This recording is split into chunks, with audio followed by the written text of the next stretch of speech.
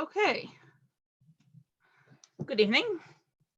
This is part 31 of our series on the first chapter in Sanhedrin. And I am sharing my screen so everyone can see. If anyone needs to contact me at some later date, I am deborahclapper@gmail.com. Okay, so I decided not to skip the bestiality bit. We're gonna power through it and get on to something else. So the next piece in our Mishnah said that a rovea and a nirva are both judged by a court of 23. The rovea and the nirva are both animals who have been involved in sex acts with humans. The rovea is a male animal. A nirva is a female animal. That's, in rough terms, is not 100% the only way to interpret the words, but let's go with it because it seems to be what the Gemara thinks it means here. So, okay, so the Mishnah said dinei nefashot v'chulei, that dinei nefashot are with 23, and these particular animals, the rovea and the nirva, are judged by 23. The Gemara says kapasik v'tani. It says the Mishnah seems to teach it in absolute terms. It doesn't tell us that it's true of some animals and not others, from which they get loshna rovea zachar v'loshna rovea nekeva. That it doesn't seem to matter what the gender is of the human involved in the relationship with the rovea. Either if it was a man or if it was a woman, it doesn't make a difference. Either way, the animal is tried by a court of 23, and if found guilty, put to death. Now we're going to need a source for each of those things. And for all of the animals that we're going to put to death in a court of law, using a panel of 23 judges this evening, and we're going to have a whole bunch of different animal cases. For each of them, we're going to need a source in the Torah where the Torah seems to equate the killing of this animal with the killing of a person, in order that we know that they're supposed to get a judicial process about their death similar to that which we would give a human who we were thinking of killing. Because otherwise, like, we kill animals without due process all the time. Animals do not normally have a right to due process. We just kill them. So it's a little bit of a surprise and an exception when we announce that a cow is going to need due process before we decide to kill it. Especially due process on the scale of taking a human life. Okay, so bishlama rovea nekeva. So it's easy to demonstrate that we're going to do this with a male animal that slept with a female human. Because the pasuk in Vayikra, chapter 20, verse 16. Let's just get the whole piece here. So we're in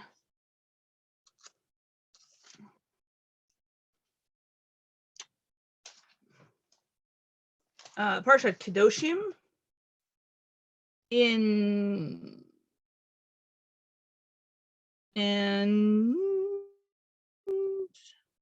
So we're going to need the pasuk before it eventually, but let's do them one at a time. So verse 16 is V'isha asher tikrav et el kol behema l'riv'aota, a woman who comes close to any animal so that it will have sex with her. V'haragta et ha'isha et ha'behema, you will kill the woman and the animal.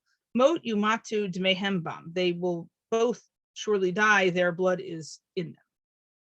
Okay, and their blood is in them is a language which we would discover eventually, although I think not for a couple of chapters, if we keep going in Sanhedrin, is associated with skila, I think. But it tells us which death penalty it's supposed to be. In any case, the woman and the animal are there together in the same way as if you go over a couple of psukim to the pair that commits adultery. Likewise, kill the adulterer and the adulteress. Right here, we're treating the animal as if he's a human in this pasuk. And so from that, we're going to derive that the death that we're prescribing for him is a death penalty, not a, I don't like this cow, or I wish to eat this cow for dinner, so I'm going to kill it. Okay. Ella roveh zachar minan. But from where do we get the male animal sleeping with the male human? Dirtiv. So now we're going to Shmot 22:18. We'll be back in Vayikra 20 later, but for right now, we're going to Shmot 22. And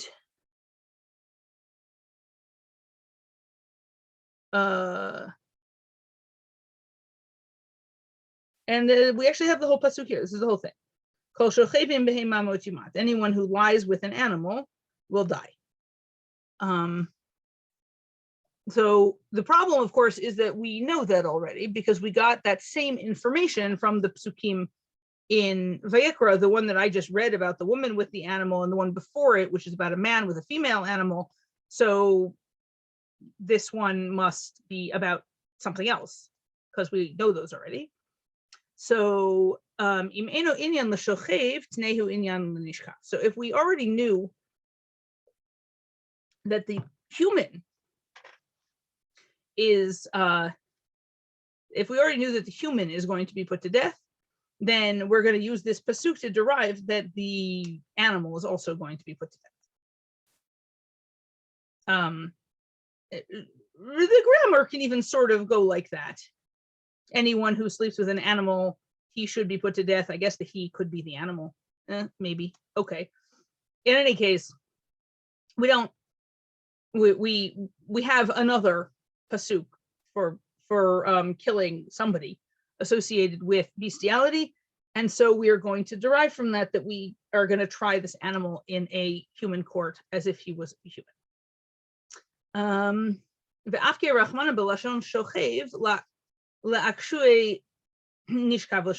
why would God describe the animal as if it had been the subject of the action as rather than the object?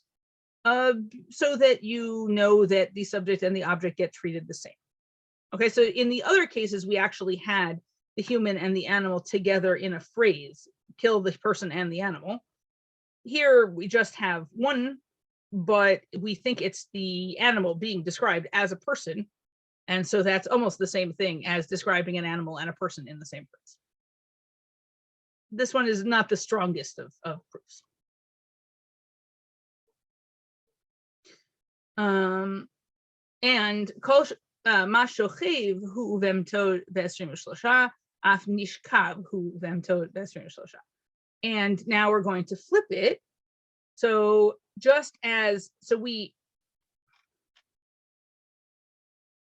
I'm sorry, I did this wrong. I'm sorry. When we said, that my translation is wrong. I'm sorry. My translation says, if it is not about the subject / man, let it be about the object / animal, but it should be, if it is not about the subject man, let it be about the object man. Right? Because instead of dealing with a case in which the man was the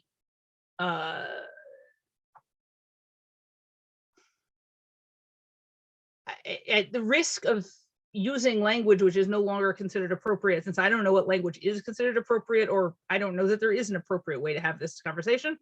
The man was, we thought, playing the male role in this interaction, and now we are deciding that in fact he's playing the female role. So so we are learning from the man who is a rovea to the man who is a nirva to the animal who is the rovea of the man who was nirva. So just like if the man was the subject, if the man, as I said, is playing the male role, then he and his animal are both tried by a court of 23. Likewise, if the man is the object, he and his animal are both tried by a court of 23. And there, thank God, is the end of the bestiality passage. Deborah, were there any accounts in the Gemara at all of anything like this ever happening? So there are, to my knowledge, zero or at least very, very few accounts in the Gemara of a halachic death penalty ever being carried out at all for anybody, for anything. That's true. Okay, You but did tell us that. the Gemara is certainly of the opinion that bestiality is routine Exists. among among their Gentile neighbors. Exactly which ethnic group it is they're accusing is a little hard to pick apart at this late date, but they go so far as to say that it's forbidden to like lend your horse or your cow to a non-Jew of whatever group it is we're talking about, because they'll definitely be raped. Now, I don't know whether that's just stereotyping or whether in fact that was a thing. But it seems the rabbis of the Gemara certainly believe themselves to be living adjacent to a culture in which people having sex with animals is normal. Strange. Yeah, I know. This is so far outside the realm of anything I know anything about. Yeah, I get it. I have no idea what's going on here. Basically. Okay. I'll leave you alone. Thank you. Because I truly have no idea. The one case we left out is the possibility of a woman having a lesbian relationship with a cow. And you know what? I could deal without the feminism of including that case. I'll live. Okay, moving along. Our next animal that we're going to be put to death is a shor haniskal. Shor haniskal is in the Torah's case, an ox, which is to say a cow or bull. Not there are two meanings of the word ox. An ox can be a steer, which is a castrated bull, but the way that we use it when we translate Torah is not that meaning. It's the other one, where ox is a non-gendered word that's used to mean either a cow or a bull. And it's certainly a lot faster to say than either a cow or a bull. So let's go with that. And the case here is that you have an animal with a history of violence. The owner has been officially warned by the court to keep his animal restrained. The animal is not restrained, or it gets away, and it kills a person. Okay, so with all of that chain of events, we are then going to try the animal in a court of 23 and put it to death as if it were a human murder. And the pasuk, well, let's now go back to Shemot 21:29, which is like a page earlier than we were a minute ago. And if it was an ox that was in a habit of goring yesterday and the day before, and the owners were warned, but they didn't guard it, the Hamit ish o isha, and it killed a man or a woman, Ashor yisakel v'gam ba'alav yumat, the ox will be stoned and the owner will also die. V'im kofer yushat alav, but if a ransom is put on him, then v'natan pidyon nafsho, he should give the redemption of his soul, v'chol asher yushat alav, in however much is put on him, which seems to mean that the ox is going to be killed and the human ought to die, but the court has the discretion to charge him money instead, which we are in the end going to interpret as if the court is required to charge him money instead. We're not ever actually going to give somebody a choice of paying money or dying. That's not an ethical choice to be walking around giving people. But the ethical message here seems to be that if you allow your dangerous animal to run wild and it kills people, you deserve to die as a murderer. We might actually not be planning to kill you because you don't fit the technical definition of a murderer, but you're personally responsible for somebody being dead in a way that's your fault. Okay, so that's the shor haniskal, the ox that's going to be stoned. So the ox that's going to be stoned is tried by a court of 23. Shneamar, hashor yisakel v'gam ba'alav yumat, kimitata ba'alim kach mitata shor. So the pasuk said the ox will be stoned and its owners will also die. So the death of the ox is going to be like, excuse me, the death of the owner. That's why they're together in the pasuk. Amar le Abaye l'Rava. So Abaye said to Rava, "Mimai dehai gam ba'alav yumat lechemitat ba'alim kach mitat hashor hudat." So Abaye says to Rava, "Wait a minute. How do you know that these words and the owner will also die are there to tell you that an ox has to die the same way the owner would die?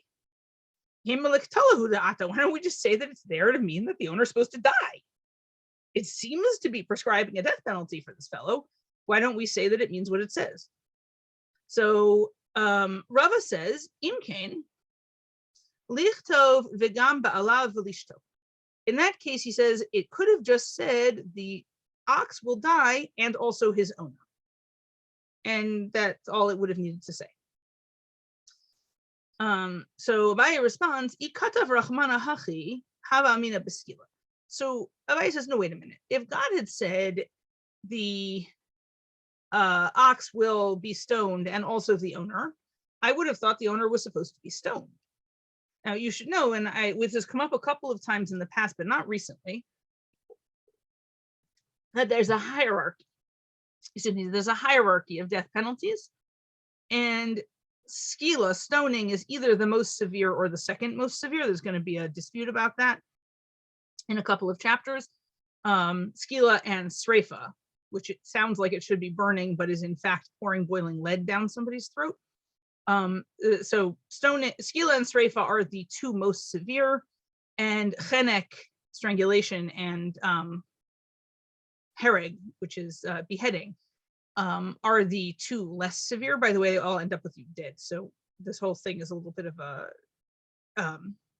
quibble about details, but exactly which of those it pairs is primary is in dispute. But the skila sreifa pair is definitely more severe than the chenek hereg pair. If God had written that, I would have thought that we were supposed to kill the owner of the ox with stoning. But that can't work. Biskila sakatatach. You really think you would kill him with stoning? Katal ihu b'sayif mamono biskila. If you murder somebody yourself on purpose, then we only give you beheading. But if you neglect to tie up your ox and your ox kills somebody, then we stone you, which is a more severe punishment. That doesn't make a lot of sense. So that's not going to work. So vidilma hai dekatav rachmana yumat la kule ileve la afuke misayif l'chenek. So in that case, maybe when God said the owner will die, maybe the reason that's there is to tell us what death penalty he's supposed to get, and in fact, it's to knock it down a bit. So a normal murderer would get beheaded, but this guy will only get strangled. Note, as I said before, that either way he ends up dead. So but the difference is somewhat limited. But in any case, that would use up the word "he will die," so that we can't use it to learn that the ox dies the same way as a person would. So we're trying to avoid this limud, but we need to explain why we're avoiding it or how. So that, if according to the person who thinks that strangulation is a worse death penalty than beheading, then it's obvious that the Torah isn't telling us that this guy should get strangulation, because if a normal murderer gets beheading, then it doesn't make any sense that a guy who simply failed to tie up his ox should be treated more severely than somebody who on purpose went and took a weapon and killed somebody with it. So you wouldn't mistake this word yumat as telling us that in fact you are supposed to kill the guy by strangulation. But for the person who thinks that strangulation is the most lenient of the death penalties, how is that person going to know that it doesn't really mean kill him? Because that person could make a plausible reading in which he says, stone the ox and put the owner to death by strangulation, And then he will say to himself in his head, and by the way, the reason this guy gets strangled instead of beheaded is because he didn't actually commit the murder. He just let his ox commit the murder. Okay. But the Gemara says, Lo salkadat. Nah, you wouldn't think that. Dichtiv, and this is the next verse, which I read to you already, Im kofer yushad alav. If it says, if a ransom is placed on him or is put on him. If you really thought he was gonna die, then the hakativ lo tikul kofer lenefesh rotzeach. The pasuk in Bamidbar in chapter 35, verse 31 says, you can't take money instead of the life of a murderer. So if this guy is actually a murderer and he's actually supposed to die, then there's no way the Torah would tell us that it's the court's discretion to set a price instead and make him pay money. That doesn't even make any sense. So, that we're not going to go down that logical path. Adarabba, mishum higufa katal ihu lo tiskile b'mamona el b'ktala. The contrary, because of the whole point is that if he had killed himself, paying money wouldn't be enough. He would need to die. But katal shoro lifrok nafshe nofshe b'mamona.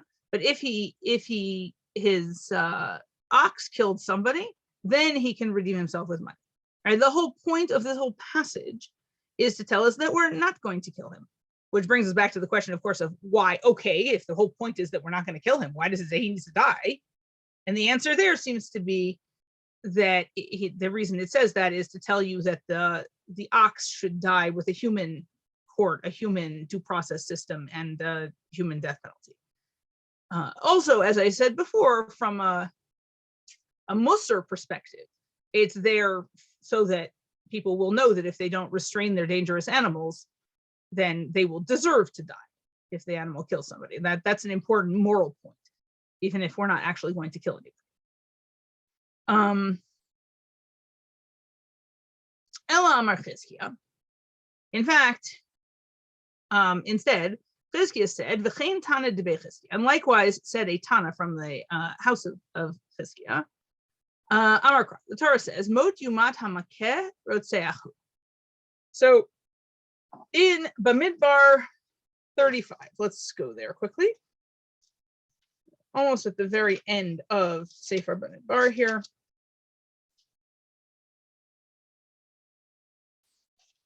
35:21.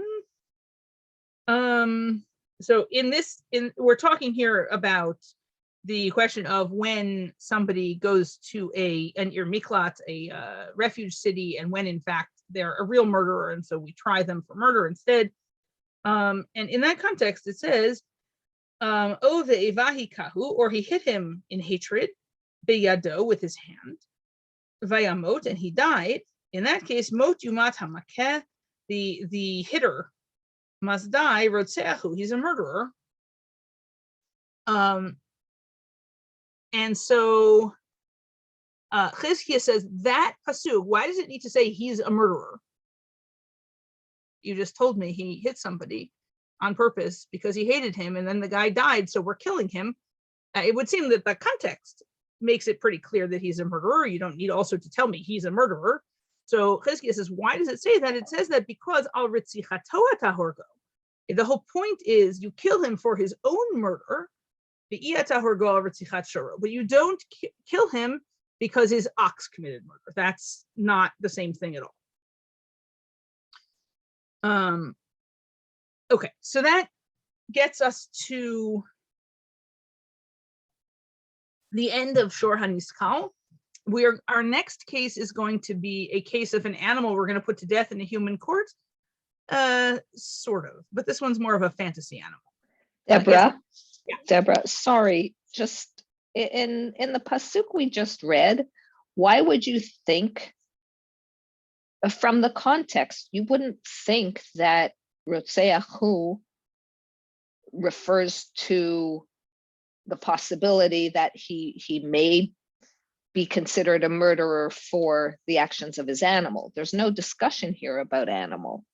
So I think there are two possibilities. One is just that to say it's a technicality. Rotseach, who means this guy is a murderer, but somebody else isn't, and I'll leave it to your discretion to figure out who the somebody else is. You can do that. There are people who read this kind of midrash that way. Here, I don't know that it's necessary to do that, though. And it does do a little bit of, I was going to say it does violence to the text. It doesn't really do that. It does give a little more discretion to the reader than I'm entirely comfortable with. Instead, I think it's also perfectly possible to read it as, kill this guy. He's a murderer. Don't kill people who are not murderers in general. And then Chizkiah is just giving us an example of somebody who's not a murderer because he didn't kill anybody. Right. I would lean more towards, whatever. I would lean more towards the latter, because otherwise you could say it's only because we're in a different sugya and learning about animals that we're kind of projecting it into this pasuk here, but maybe it's you could say that about something else too, that we would be learning that we could project into here. That's absolutely true. What I would say is that it's not totally, the passage here in Bamidbar isn't totally irrelevant to our topic, in the sense that the kind of negligence we're talking about there that results in you being a murderer who has to run away to a refuge city is the kind of negligence where you use an axe without checking that the head is still attached, or you climb on a ladder over other people's heads without checking that the ladder is stable, that sort of thing. And that negligence is not the same thing as allowing a dangerous animal to run free, but it's not totally different either, right? They're both a failure to properly care for your property in such a way that would prevent your property from killing people. True, except that at the beginning of the pasuk it says Obe Vahi Kahu, which makes it seem as if he wasn't Bishogeg really. Right. No, this case is definitely not Bishogeg, but the context is that we are describing the person who you don't allow to run away to an Ir Miklat because he is not Bishogeg. Right. The or is comparing it to the previous couple of psukim are just other methods of killing. Right. Right. You could right. Tet Zayin is Obekli Barzel Hikahu. He hit him with an iron tool. And then Yud Zayin is Im Be'even Yad, or he hit him with a hand rock, which I have no idea if that's a real term in English, but I have no difficulty picturing what that looks like. Yeah. Obichli Eitz Yad, where he hit him with a wooden tool. Right. So then the pasuk I quoted is just the sort of the end of the series, which is what has the verdict in it. But the whole series is a series of people who are in fact absolutely deliberate murderers. When we say kill them, that one is a murderer. In context, what it means is this one is a murderer. He's not the guy that we designed the Ir Miklat for, who's not really a murderer. Right. Okay, that makes sense to me. But the guy who owns the dangerous animal and doesn't restrain it doesn't technically go to an Ir Miklat because he doesn't quite meet that kind of negligence. But on a moral level, he's fairly similar. Right. Right. Okay. Thank you. Sure. Okay. So now on to our fantasy dead animal here. Ibayalahu Shor Sinai Bekam. So you may remember that at the time of the giving of the Torah, God tells Moshe nobody and nothing is allowed to go up on the mountain during the giving of the Torah. They're supposed to, in fact, they spend 3 days building a fence around the bottom of the mountain to keep people off. And God says, if animals or people go up on the mountain, you have to kill them. So let's go to Shemot 19:13. It's right before the Ten Commandments. Lo tigabo yad, don't Is it where I want to start? No, let me go back one. You will boundary the people around, saying, be careful not to go up on the mountain or touch its edge. Anyone who touches the mountain will die. Lo tigabo yad, a hand will not touch it. Hisako yisakel o yaro yiyareh, because it will be stoned or shot, like with an arrow. Im behema im ish lo yichya. If it's a person, an animal or a person, it will not die. Now that sounds an awful lot like we've got like archers standing there at the bottom of the mountain, and if you see anything move on the mountain, you shoot it. It really doesn't sound like we're talking about convening a court and having due process and then deciding to shoot the person. But that's really not how the Gemara is reading this passage.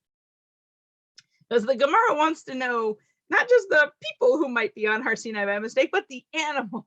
How many judges sit on the court that judge it? Okay. And the Gemara wants to know, mi gamar sha'a midorot olo. Are we going to learn this temporary case, because this is a one-time thing, it's never going to happen again, from the permanent normal procedure, in which in a normal procedure, if you give an animal a death penalty, you would have a court for it, or maybe not. So Tashma, come in here. Ditani Rami Bar Yechezkel. Rami Bar Yechezkel taught the following. In behema im ish lo yichye, ma'ish bekaf gimel, af behema bekaf gimel. He says, if it's an animal or if it's a person, it isn't, or if it's a man, it isn't going to live. And he does basically the same thing we've been doing with Psukim all evening. He says, look, it says that an animal and a person are going to die, or in this case, not live. Just like you can't kill a person without due process and a court of 23, likewise, the animal gets a court of 23.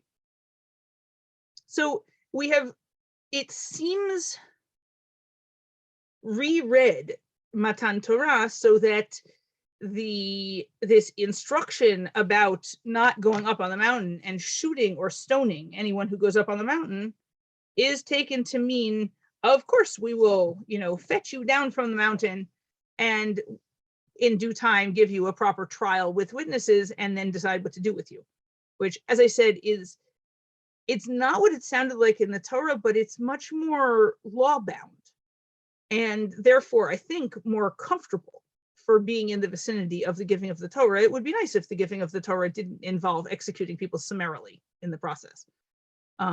So I can understand why they want to do this. I'm not 100% sure it fits with the pshat, but I can understand why they want to do it. Okay, on to the last bit of our Mishnah that we're going to see tonight.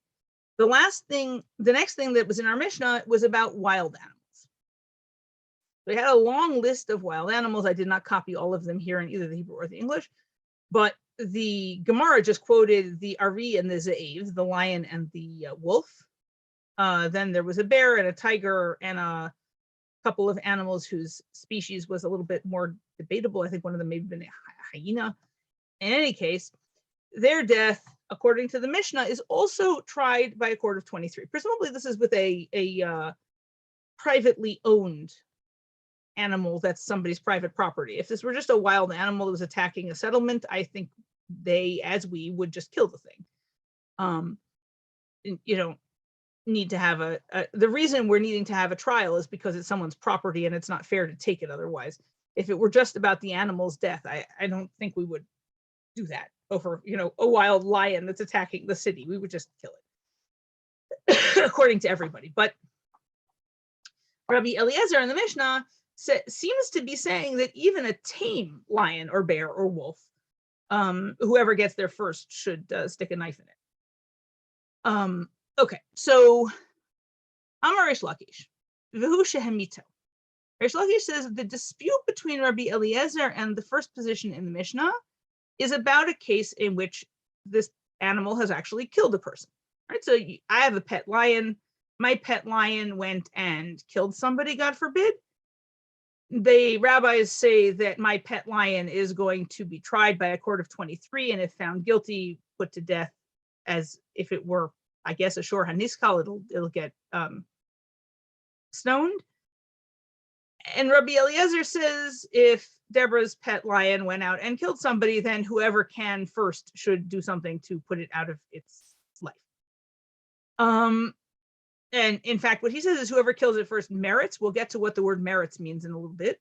But for sure, he does not think that this lion gets due process. It just gets killed as quickly as possible by whoever's available.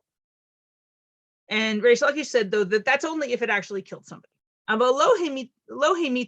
if they didn't kill, then even Rabbi Eliezer is going to say that my property rights to this lion trump your fear that there's a lion living in your neighborhood and you have no right to come and kill my lion just because you don't think lions should live in Sharon, Massachusetts.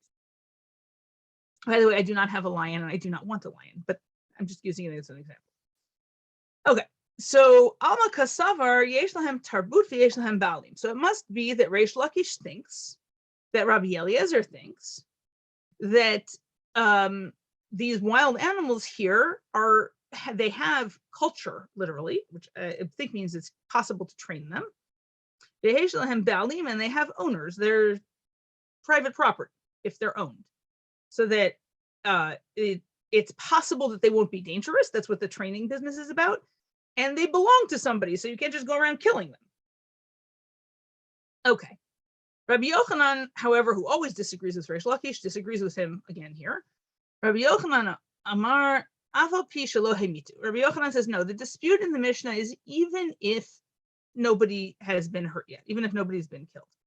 If Deborah has a pet lion, I don't care if it hurt anybody. I don't care if it seems to be the sweetest, kindest pet lion in the world. The rabbis say you have to wait for her pet lion to kill somebody, and then you can try it with a court of 23. And Rabbi Eliezer says, somebody go kill that lion as fast as possible. So, Alma Kasavar ein lahem tarbut ve'ein lahem balim. So it must be that Rabbi Yochanan thinks, that Rabbi Eliezer thinks, that these animals are not trainable. They're not capable of having manners, and they don't have owners. They're not private property, so he can just tell anyone who happens to be available to kill it. You can't do that with private property. If I own a cow or a chicken or something, so it's not okay for random people who just don't like cows to come and kill my cow. That's stealing. But apparently it seems like Rabbi Eliezer thinks that these wild animals are not capable of being private property. Okay. Now, back to what Rabbi Eliezer actually said. Tanan Rabbi Eliezer Omer Kol Kodem Lahorgan Zakah. Rabbi Eliezer said, whoever kills him first merits. Now, the word Zakah, most of the time in the Mishnah, actually means that you succeed in taking possession of something. You picked it up, and now we want to know whether it belongs to you or it still belongs to the original person it belonged to. Zacha would be a good vocabulary word to introduce into that kind of conversation. That's what it means most times in the Mishnah. Sometimes it means what we tend to use it more for in later Hebrew, which is to be deserving of reward on a sort of a more metaphysical level. And we'll see that later this evening as well. But most of the time, it means that you succeed in acquiring something physical. Okay, so the Gemara says, Bishal Rabbi Yochanan, l'may zacha, zacha le'oro. So I understand how this works for Rabbi Yochanan. What does the person get for being the first there to kill the animal? They get the skin. Possibly they get the whole body, in fact, but it may be that they didn't see any particular purpose for the rest of the lion. But the skin would be valuable. Ela l'reish Lakish, l'may zacha, but for Reish Lakish thinks that that Rabbi Eliezer is only allowing vigilantes to kill this lion or this wolf or whatever it is, if it has actually killed the person. And for Reish Lakish, what would he get? Kevan shehimitu shavinu rabbanan keman degamar dinaihu the isuri hana. So once an animal kills, the rabbis have said that it's like a person who has had a verdict declared against them, and they become forbidden for benefit in the same way as a human dead body is forbidden for benefit, which I think is the analogy we're making here, is that an actual dead person is not something that you're allowed to get any benefit from. Likewise, an animal that was executed by the court is also not allowed to get benefit from it. So the suggestion here is that if my lion killed somebody, and then Rabbi Eliezer said, somebody please kill Deborah's lion, and somebody killed my lion, that person could not take possession of the skin or whatever other part of the lion they chose, because in fact the whole lion would be forbidden for anyone to benefit from it. You'd have to just destroy the carcass. Nobody would be able to take possession of it. So that can't be what Reish Lakish thinks that Rabbi Eliezer is talking about. So in that case, my Zacha, what did he get? Zacha l'shamayim. He's a good guy as far as God's concerned. God likes him, right? He has merited in the he's a good person way, not he has merited in that, like, ooh, good, he gets more stuff. Okay, and now Tanya Kavate de Reish Lakish is a Breita that seems to argue in favor of Reish Lakish's position. Reish Lakish is the one who says that the dispute in the Mishnah is only about if the lion or the wolf or whatever actually killed somebody. So that Breita says these following cases are the same: an ox that killed a person, or a domesticated animal that killed a person, or a wild animal that killed a person. All of them are going to be judged by a court of 23. And when I say wild animal, I do not mean an animal that actually lives in the wild. An animal that is from a wild species is going to be called a chaya, a wild animal, even if it lives with people. So I think this is actually a tamed wild animal, as opposed to a domesticated animal, which comes from a species that has been domesticated by breeding over the course of generations. So a cow is going to be domesticated no matter how many generations its ancestors have actually been living, running around in the woods, as opposed to a lion, which is going to be wild until it loses the characteristics of being a lion. And I guess eventually, if you breed it long enough, you can turn it into something like a house cat. But it doesn't matter that this particular lion grew up in your house. If it's biologically a lion, we're still going to call it a wild animal. Okay, it doesn't matter, because this Breita says that it doesn't make a difference. Any of these animals that killed a person is tried by a court of 23. And Rabbi Eliezer Omer, Shor shehimit besrim v'shlosha, Shar behema v'chaya shehimitu kol kodem lahorgan zaka behen l'shamayim.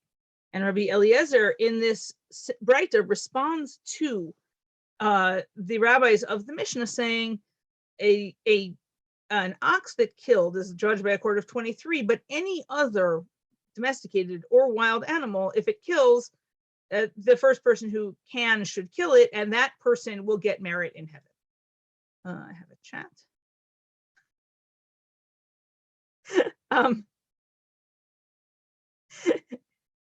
Kevin, I think Vildachaya is mostly a contentless insult. I really hope that no one's actually calling their child a wild animal, but I don't think it intersects in any serious way. Okay, so in the end, it sounds like, at least according to the author of this Breita, which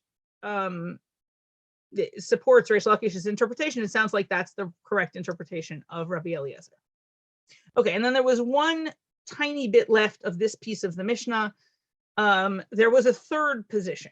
The main position in the anonymous position in the Mishnah said that all of these animals are judged by a court of 23. Rabbi Eliezer said whoever gets there first should kill them and will merit. And Rabbi Akiva said, no, they're judged by a court of 23. So the Gemara says Rabbi Akiva Hainu Tanakama, says Rabbi Akiva is the same position as the first guy. And they say, no, it might be the difference between them. Ika benaihu nachash. The difference might be a snake. So one of these positions, and it seems that the positions are phrased basically identically, so I don't know how you would tell which one's which, but the one of them thinks all animals that are privately owned, no matter what kind of animal it is, if it killed a person, you judge it with a court of 23. And Rabbi Eliezer says, no, other than oxen, you just kill them. And Rabbi Akiva says, well, other than snakes, you judge them with a court of 23, but if anyone sees a snake kill a person, they should just kill it. And so Rabbi Akiva is almost agreeing with the first position, but he's making an exception for snakes. Exactly how we got that from the words of the Mishnah, I have no idea. Nor, as I said, I put that position on Rabbi Akiva, but it's not clear to me from the words of the Mishnah how you'd know which one's which either. So isn't Rabbi Akiva agreeing with Rabbi Eliezer just in the case of snakes? Yes, I mean he's agreeing with Rabbi Eliezer about snakes, and he's agreeing with the Tanna Kama about almost all other animals. But his position is exactly the same as anybody's, so it's still worth quoting. Okay. Okay, and that is the end for tonight. Are there questions?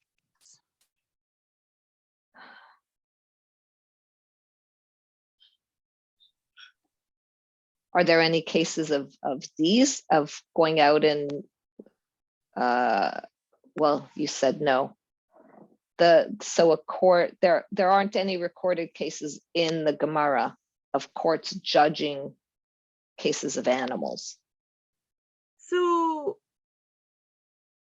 that I think is not true. There's a case, I think in the Mishnah in Idiot, I think. There's a case of a rooster that pecked a baby to death and they stoned it. They're really a very believable, but also very horrible case. Yeah. It says that the rooster pecked the baby's soft spot on top of his head. So in that case, they convened a court of 23. That's what it says. So that one we do have a story of it happening. How many times it happened, I have no idea. Right, but there is one. I see. I mean, one that I happen to know off the top of my head. There may be more also that we don't happen to have thought of recently. So how does rooster fit into our categories? It's not an ox. Yeah, it sounds like we rule like, well, not like Rabbi Eliezer, at least. Like one of the other two positions. The first position thinks that all privately owned animals get tried by a court of 23, and Rabbi Akiva thinks that of everything except snakes. So it's only Rabbi Eliezer who would make an exception, who wouldn't try a rooster. And they're definitely domesticated. So yeah. That's interesting. Okay. Yeah. Thank you again. You're welcome. Thank you all. We are taking 2 weeks off, and I will see you all again the first Monday in May, I think. So, Chag Kasher V'Sameach. Chag Sameach to you too. Chag Kasher V'Sameach. Enjoy. Thank you. You too. Thanks. And have a good night. You too. Bye.